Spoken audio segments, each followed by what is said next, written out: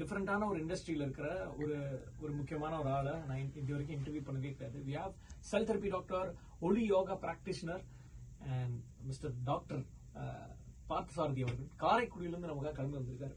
இந்த நவவாசன மூலிகை தண்டம் ஜீவகாந்த பெருக்க பயிற்சி இது வந்து படிக்கும் போதே வந்து இவ்வளவு பெருசா இது நான் கேள்விப்பட்டதே இல்லையே அப்படிங்கிற மாதிரி உங்களுக்கு தோணும். எனக்குமே அதே மாதிரி தான் இருந்தது. ஸோ அதை பத்தி எல்லாம் அவர்கிட்ட பேசிட்டு இருக்கோம். நிறைய பேருக்கு வந்து இந்த யோகிக் வே ஆஃப் லைஃப் இவர் அடாப்ட் பண்ணி கிட்டத்தட்ட 15 இயர்ஸ் இருக்கும். அண்ட் ரா ஃப்ரூட்ஸ் சாப்பிட்றது, ரா வெஜிடபிள் சாப்பிட்றது, வித்தியாசமான உணவு முறைகள். அது ஆக்சுவலி வித்தியாசம் நம்ம நினைச்சிட்டு இருக்கோம். ஆனா அது வந்து முன்னோர்களோட உணவு முறை அப்படின்னு எனக்கு தோணுது பார்த்தசாரதி அவர்களே.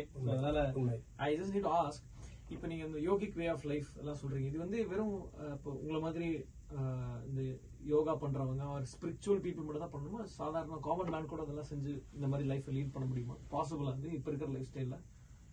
பாசிபிள். எப்படின்னா எல்லாரும் மனிதனாக பிறந்த ஒவ்வொருவர்களுக்கும் 2 மூக்குல காத்து யாரெல்லாம் போகுதோ அவங்களுக்கு எல்லாம் இது சாத்தியம்.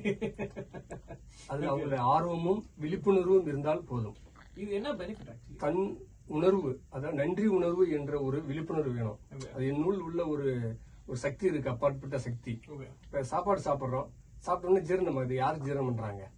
உள்ள இருக்கிற ஆட்கள். அந்த அது யாரு அதை பார்க்கணும். அதுதான் நாங்க வந்து அந்த காஸ்மிக் எனர்ஜின்னு சொல்றோம், அந்த இறைத்தன்மைன்னு சொல்றோம்.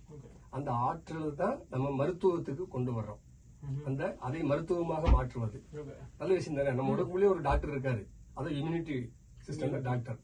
அந்த டாக்டரை நீங்க உள்ள பாத்துட்டீங்கன்னா இந்த யோகா தியானம் எல்லாம் எல்லாருக்கும் சாத்தியம். தன்னுள் உள்ள அந்த நன்றி உணர்வை தினந்தோறும் உணரணும். அதுதான் வந்து இந்த நவபாஷன மூலிகை அந்த செஞ்ச அந்த உணர்வுக்கு ஒரு ஆற்றல் வேணும் பார்த்தீங்களா? அந்த நோய் எதிர்ப்பு சக்திக்கு ஒரு இம்யூனிட்டி பவர், இந்த காஸ்மிக் எனர்ஜி இந்த பிரபஞ்சம் முழுவதும் இருக்கு. அது இருக்கக்கூடிய விஷயத்துல இப்ப பழனியில பாத்தீங்கன்னா உலக புகழ் பெற்ற பழனி